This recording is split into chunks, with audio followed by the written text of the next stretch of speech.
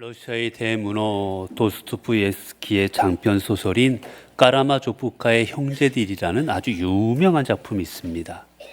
이 작품을 보다 보면 중간에 이렇게 옴니버스 형식으로 한 이야기가 나오는데 바로 대신문관의 이야기입니다. 내용이 참 흥미롭고 우리에게 많은 교훈을 주는 내용인데 내용이 이렇습니다.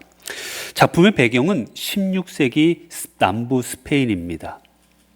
이때는 한참 이단, 그 교회에 반대하는 이단들에 대해서는 재판을 통해 화형에 처하고 그리고 많은 사람들을 처형하던 그런 시대입니다. 이날도 이제 약 100여 명에 달하는 이단들이 이제 곧 처형될 그런 날이었습니다. 그런데 갑자기 그날 예수님이 재림하십니다. 예수님이 다시 오신 거예요. 그리고 오신 예수님이 무엇을 하셨느냐?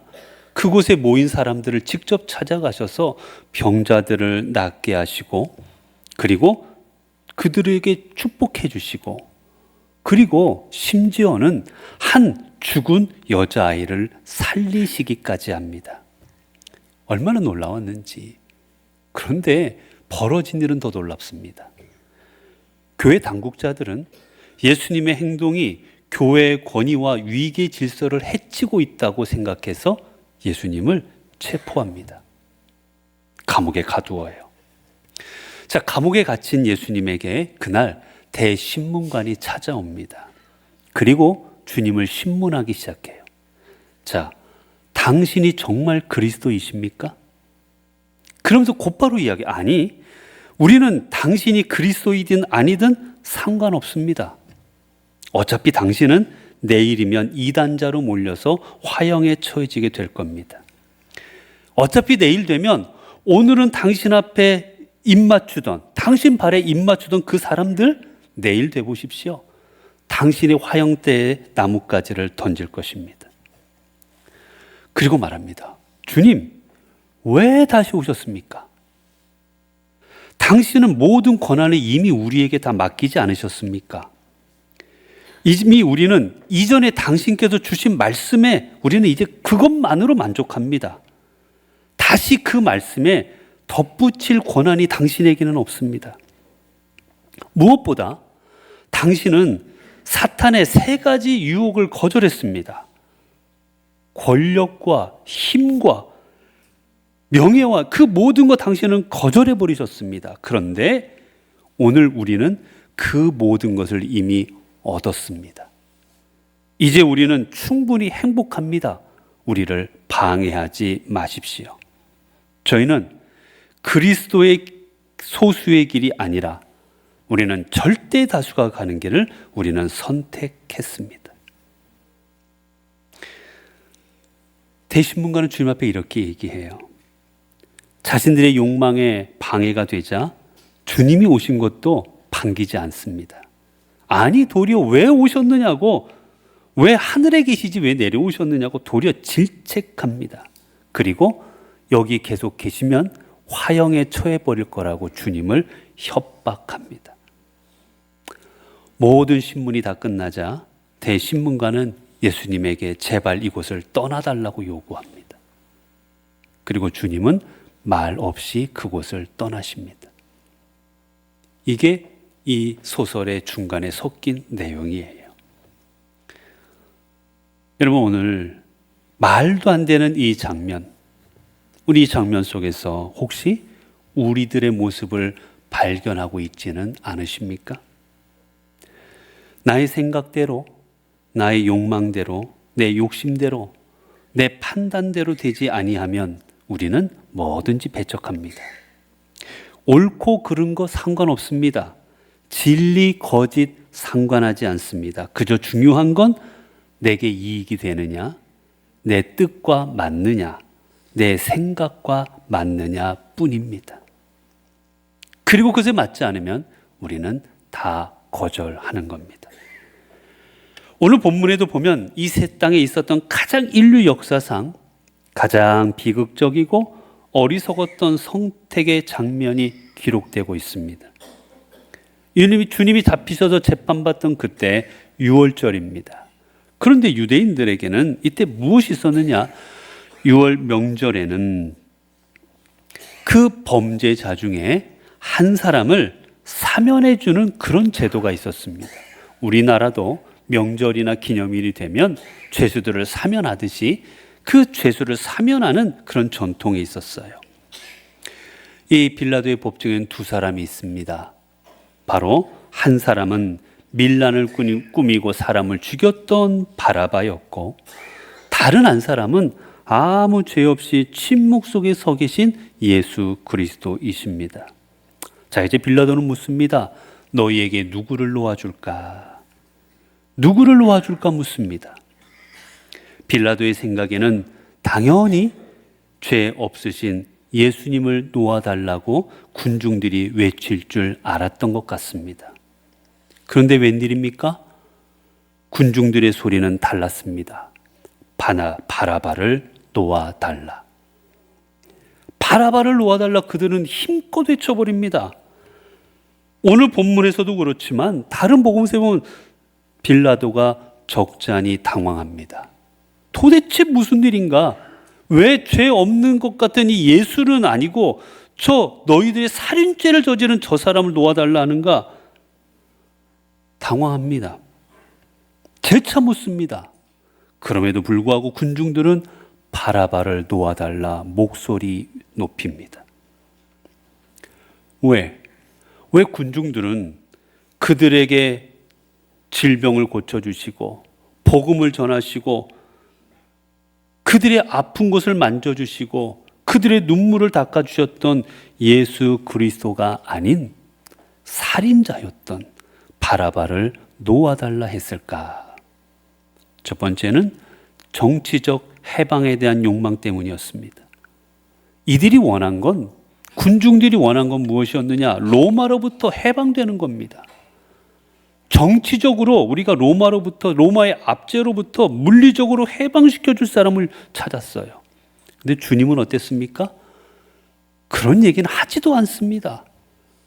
로마로부터 어떻게 해라, 어떻게 이겨낼 수 있다, 그런 말은 전혀 하지 않고 늘 주님은 용서해라, 사랑해라, 그 얘기만 하십니다. 현실적 독립을 원했던 이들은 차라리 바라바가 나았던 것이지요. 두 번째는 고난받는 종에 대한 실망감입니다. 이들이 원한 건 강력한 리더였습니다.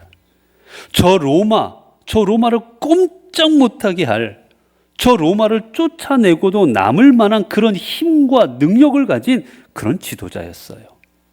그런데 예수님은 어떻습니까? 아무 힘없이 지금 잡혀와서 묶여 있습니다. 사람들 앞에서 자신의 변론조차 제대로 하지 않으십니다. 너무나도 초라하고 너무나도 연약한 모습입니다. 이제 곧 십자가에 달려 죽을 것 같은데도 아무런 걸 해내지는 못합니다. 이들이 보기에는 저 힘없는 메시아 필요하지 않습니다. 실망해버립니다. 세 번째는 자신들의 요구를 들어주지 않은 겁니다. 군중들이 원한 건 무엇이었습니까? 군중들이 주님으로부터 원한 건 자신들을 배부르게 해주는 거였어요. 예수님께서 오병이의 기적을 통해 5,000명을 먹이시자 군중들이 하고자 했던 게 무엇이었느냐? 예수님을 왕으로 옹립하는 겁니다. 왕이 되주십시오. 당신이 왕이 되면 우리는 굶지 않을 것 같습니다. 배골지 않을 것 같습니다. 풍족할 것 같습니다. 그런데 주님은 그들을 피해 도망가 버리십니다. 그리고는 그 다음에 4,000명을 먹이는 사건 이후에는 그들의 배를 불릴 이적을 일으키지 아니하십니다. 그들의 욕구를 들어주지 아니하세요. 그들이 원하는 것을 이루어주지 아니하십니다. 그러자 우리의 욕구를 충족시키지 않는 메시아 필요 없습니다. 네 번째는 불편한 진리보다 익숙한 악이 더 좋았기 때문입니다. 여러분, 주님께서 이 땅에 오셔서 선포하신 말이 무엇입니까? 자, 너희들은 이스라엘의 하나님의 자녀이니 복받을 거다. 너희들은 아브라함의 자손이니 잘 될 거다. 하나님이 예루살렘에 계시니 너희는 축복의 대상이요 너희들은 절대로 누구에게도 지지 않을 이런 게 아니었습니다. 오시자마자 전한 첫 번째 복음은 하나님의 나라가 가까이 왔으니 회개하라. 그리고 복음을 믿으라는 거예요. 회개하라는 겁니다. 너희들 잘못 살고 있다. 잘못 믿고 있다. 잘못 생활하고 있다. 너희들이 제사 지낸다고 하나님이 받으실 줄로 아느냐? 아니다. 너희들이 율법 지킨다고 구원받을 것 같으냐? 아니다. 너희들이 이스라엘 자손이라고 해서 구원받을 줄 아느냐? 아니다라는 거예요. 그들이 지금까지 생각해 왔던 걸 다 뒤집어 버리십니다. 그리고 뭐라 말씀하십니까? 너희들도 회개하지 않으면 천국까지 못할 것이다. 아무리 율법 지키고 금식하고 기도해도 소용없다라고 말씀하십니다. 이들은 불편한 진리보다 익숙한 악이 더 좋았습니다. 주님 말씀하시는 거 귀찮습니다. 불편합니다. 지금까지 하던 대로 그냥 하면 되지. 뭘 새롭게 하느냐고 힘들게 하나? 싫습니다. 귀찮습니다. 안 합니다. 주님을 버립니다. 이들에게 중요한 건 무엇이었습니까? 자신들의 욕구를 채워줄 그런 대상이었지. 이들이 원한 건 하나님의 뜻을 전하는 메시아가 아니었습니다. 이들이 원한 메시아는 자신들의 배를 불려주고 자신들을 해방시켜주고 원하는 대로 다 이루어줄 그런 램프의 요정 같은 그런 지니 같은 그런 대상을 그들은 원하고 있었기 때문인 거예요. 결국 자신들의 뜻과 맞지 않자 자신들의 욕구를 채워주지 않자 그들은 결국 길이요 진리요 생명이신 주님을 버립니다. 아니 외칩니다. 십자가에 못 박아 버려라. 필요 없다. 저 메시아 필요 없으니 십자가에 달아 죽여버려라. 우리는 살인자요. 우리는 밀란 주도자인 차라리 바라바가 좋다. 여러분 오늘 우리 이 땅을 사는 우리들에게도 언제나 두 가지 선택지가 놓여져 있습니다. 하나는 바라바의 길입니다. 내가 원하는 것 이루어주고 내 욕망 이루어주고 내 욕심 채워줄 그런 세상에 몸을 맡기고 그냥 살아가는 겁니다. 소리치고 비난하고 내 뜻만 그저 중요하게 생각하며 그저 나아가는 그 길 우리 앞에는 놓여져 있습니다. 그 길의 마지막이 무엇인지도 모르고 우리는 때로 그 길을 갑니다. 성경에 보면 가룟 유다가 그 길을 갔습니다. 빌라도가 그 길을 갔습니다. 군중들이 그 길을 갑니다. 종교 지도자들이 바리새인들이 서기관들이 그 길을 걸어갔습니다. 오늘 3.1절을 맞아요. 우리나라의 역사 속에도 마찬가지입니다. 내 안위를 위해 내 권력을 위해 내 경제적 이득을 위해 나라를 팔아먹어버리고 일제에 협력한 수많은 나라의 역사의 배신자들이 이 땅에 있었습니다. 반대로 예수님의 길도 우리 앞에 있습니다. 나를 부인하고 손해를 감수하고 때로는 세상으로부터 외면당하지만 주님이 허락하신 좁은 길을 걸어갑니다. 그 길이 생명의 길이요 그 길이 진리의 길이기 때문입니다. 베드로가 이 길을 걸어갔습니다. 바울이 그 길을 걸어갔습니다.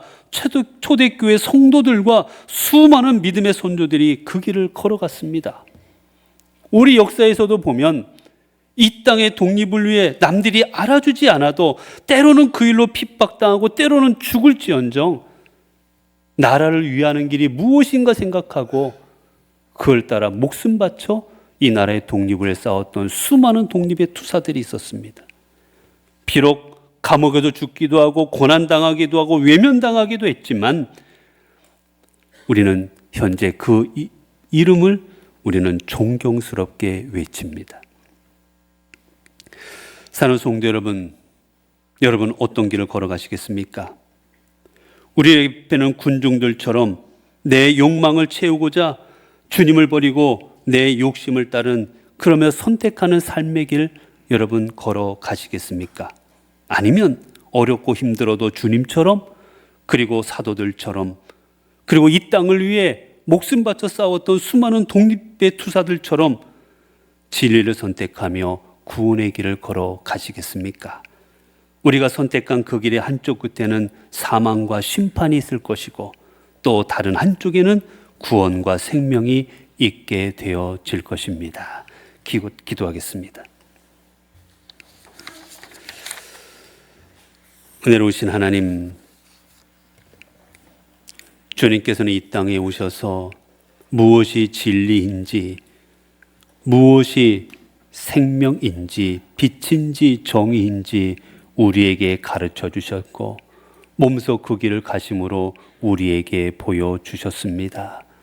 그러나 우리들은 주님께서 가르쳐 주신 길, 보여주신 길을 걸어가지 못하고 내 욕심과 욕망과 내 뜻을 이루고자 우리는 다른 길을 선택할 때가 너무나도 많았습니다. 주님, 이제 내가 무엇이 옳은지 알면서도 그저 귀찮아서, 또한 불편해서, 하기 싫어서 하나님 잘못된 길을 선택한 그 군중들이 되지 않게 하옵소서.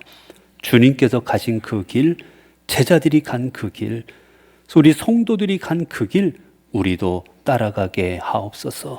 그리하여 우리가 그 길 마지막에는 주님의 영광이 우리를 감싸게 하옵소서. 우리 주 예수 그리스도의 이름으로 기도드리옵나이다. 아멘.